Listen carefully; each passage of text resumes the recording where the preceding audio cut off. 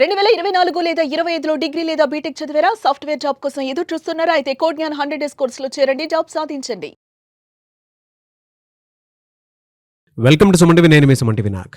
Loan తీసుకున్న తర్వాత మీరు లోన్ కట్టాలి అని రికవరీ ఏజెంట్స్ కనుక మిమ్మల్ని హెరాస్ చేస్తూ ఉంటే, ఎస్పెషల్లీ ఆరోగ్య సమస్యలు ఉన్నప్పుడు మిమ్మల్ని కనుక హెరాస్ చేస్తూ ఉంటే ఎలా కంప్లైంట్ చేయాలి అనేది ఈ వీడియోలో కూలంకషంగా డిస్కస్ చేసుకుందాం. ఈరోజు మనతో పాటు ప్రముఖ అడ్వకేట్ శశికాంత్ గారు ఉన్నారు. అది వారి మాటలో తెలుసుకుందాం.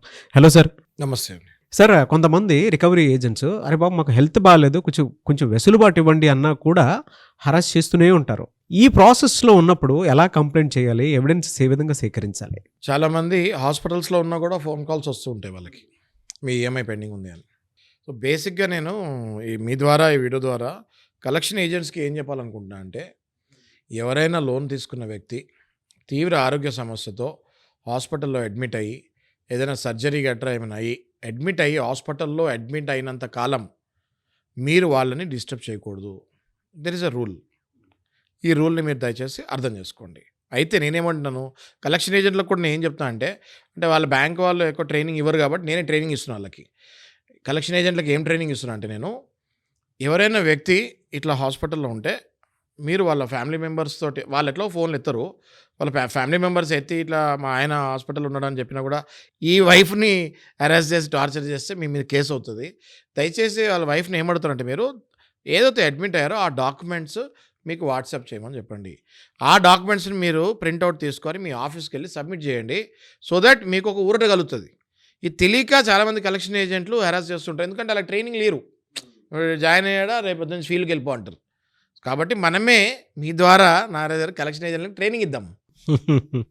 కలెక్షన్ ఏజెంట్స్కి మనం ట్రైనింగ్ ఏదైతే రెండో పాయింట్ ఏం ట్రైనింగ్ ఇస్తున్నామంటే, దయచేసి మీరు కొంచెం సాఫ్ట్గా మాట్లాడండి. ఎందుకంటే వాళ్ళు పేషెంట్స్ కదా. సో మీరు ఫోన్ చేసినప్పుడు వాళ్ళతో కొంచెం సాఫ్ట్గా మాట్లాడి, ఇప్పుడు ఎలా ఉందండి ఏంటి అని అడిగి, ఎప్పుడు డిశ్చార్జ్ అవుతారు అని కనుక్కొని డిశ్చార్జ్ అయిన తర్వాత మీరు మళ్ళీ నార్మల్గా కాల్ చేసి, మేము ఒకసారి కలవచ్చా అండి మిమ్మల్ని, లోన్ గురించి మాట్లాడాలని చెప్పండి. ఇది మీకు నేను ఇచ్చే రెండో ట్రైనింగ్ పాయింట్. మూడో పాయింట్ నాగరాజు గారు, చాలామందికి తెలియదు ఏంటి అంటే, ఇట్లా హాస్పిటల్లో ఉన్నప్పుడు డైలీ కాల్ చేస్తానికి ఉండదు. అసలు ఈ పాయింట్ అయితే అసలు కలెక్షన్ ఏజెన్సీలకు తెలియదు. ఎందుకంటే వాళ్ళు ఎప్పుడు ఆర్బీఐ గైడ్లైన్స్ ప్రాపర్గా ట్రైనింగ్ అటెండ్ అవుతాము. ఆర్బీఐ గైడ్లైన్స్ కూడా మారుతూ ఉంటాయి time to time. Software update అయినట్టు గైడ్లైన్స్ కూడా ఇంకా మారుతూ ఉంటాయి. మారిన గైడ్లైన్స్ ఇలా ట్రైనింగ్ ఇద్దామనుకున్నా వీళ్ళు ట్రైనింగ్ కూడా టైం ఇవ్వలేరు కలెక్షన్ వాళ్ళు. ఎందుకంటే ఆ రోజు టార్గెట్ మిస్ అయిపోద్ది కదా.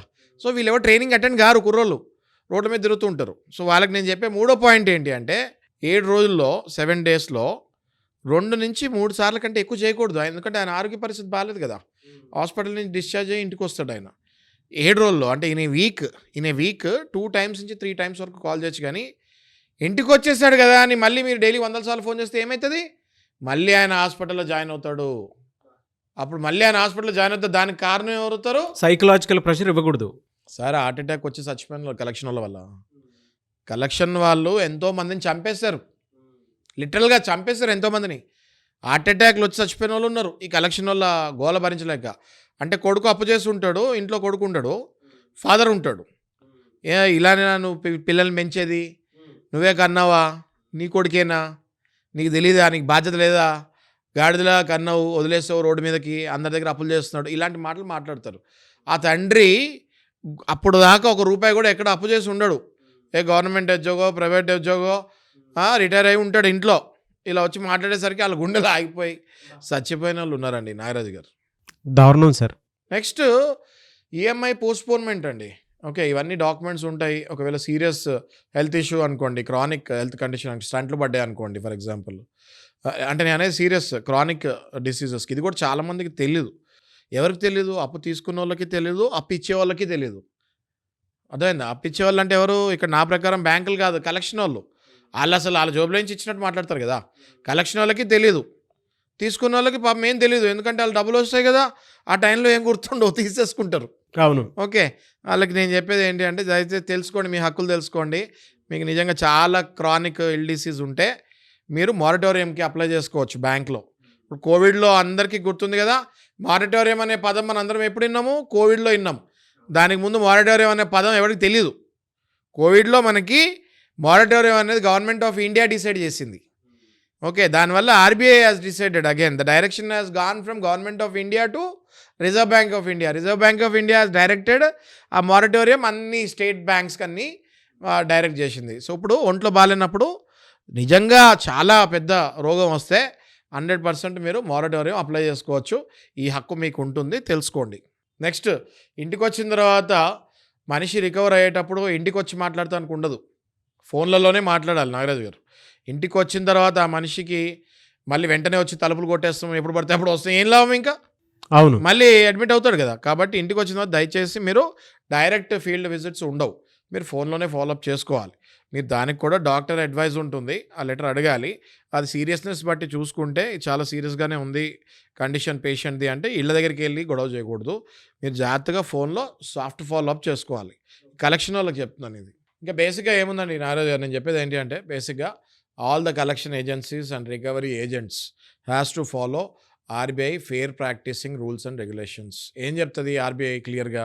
నేను కొన్ని వందల్లో వీడియోలో చెప్పాను, ఇప్పుడు కూడా చెప్తాను. ఆర్బీఐ క్లియర్గా ఏం చెప్తుంది? 7 AM to 7 PM మాత్రమే ఇంటికి వెళ్ళండి. ఇంటికి వెళ్ళిన తర్వాత ఫోటోలు వీడియోలు తీయకండి. మీరు చాలా పొలైట్గా మాట్లాడండి. మీ ఐడి కార్డ్ని, మీ బిజినెస్ కార్డ్ని జోలో పెట్టుకోండి. మీరు వెళ్ళినప్పుడు మీ ఐడి కార్డ్ చూపియండి. కస్టమర్ ఎంత డబ్బులు తీసుకున్నాడో, ఇంకా ఎంత కట్టాలి అన్నది ఒక ట్రాక్ రికార్డ్ పేపర్ ప్రింట్అవుట్ మీ దగ్గర ఉండాలి. అది చూపియండి. చూపించి పలానా డేట్ బౌన్స్ అయింది, బౌన్స్ ఛార్జెస్తో పాటు మీరు ఇంత కట్టాలి సార్, ఇంత కట్టాలి మేడం అని క్లియర్గా చెప్పాలి. ఇవన్నీ ఫెయిర్ ప్రాక్టీసింగ్ కోడ్స్. హాలిడేస్ అప్పుడు, నేషనల్ హాలిడేస్ అప్పుడు, ఫెస్టివల్స్ అప్పుడు ఇంటికి వెళ్తానికి ఉండదు. ఇవన్నీ Reserve Bank of India fair practicing rules and regulations కిందకు వస్తాయి. దయచేసి నేను ఈ వీడియో కేవలం కలెక్షన్ ఏజెంట్స్కి ట్రైనింగ్ ఇస్తానికి మాత్రమే తీసుకుంటున్నాను. ఎందుకంటే నా దగ్గరికి వచ్చే క్లయింట్స్లో 90% మంది కలెక్షన్ ఏజెంట్స్ ఎవడు ఇవి అసలు తెలియదు అంటున్నారు. నేను ఎందుకు ఇస్తున్నాను ట్రైనింగ్? బ్యాంకు వాళ్ళ బాధ్యత నేను తీసుకుంటున్నా. బ్యాంకు వాళ్ళు తీసుకోవాల్సిన బాధ్యత నేను తీసుకున్నా. బ్యాంక్ ఫీజు కట్టాలి నాకు, బ్యాంకులు ఫీజు కట్టాలి నాకు. ఎందుకంటే వాళ్ళు ఇవ్వాలి ట్రైనింగ్ కరెక్షన్ వాళ్ళకి, వాళ్ళు ఇవ్వట్లా. నేను ఇస్తున్నాను కలెక్షన్ వాళ్ళకి ట్రైనింగ్ ఈ వీడియో ద్వారా, మీ వీడియో ద్వారా. నాగరాజు గారు, మిమ్మల్ని అభినందిస్తూ దయచేసి కలెక్షన్ ఏజెన్సీస్కి, బ్యాంకులకి నా విజ్ఞప్తి ఏంటంటే RBI guidelines, fair practicing rules and regulations రెగ్యులర్గా ఎవ్రీ 15 days మీ ఏజెన్సీస్కి, మీ కలెక్షన్ ఏజెంట్స్కి దయచేసి ట్రైనింగ్ ఇవ్వండి. ఎన్నో ప్రాణాలు మిగులుతాయి. అట్లాంటి కేసెస్ని మీరు డీల్ చేస్తున్నారు కాబట్టి ఇంకా ఇటువంటి వాటికి సంబంధించి ఎవరైనా మీ దగ్గరికి వస్తే ఆ సలహాలు సూచనల కోసం అని చెప్పి ఇంకా ఫర్దర్గా ముందుకు తీసుకెళ్ళాలి అని మాత్రం మనస్ఫూర్తిగా కోరుకుంటున్నాను sir. Thank you so much Shashikanth garu. Thank you Nagaraj గారు.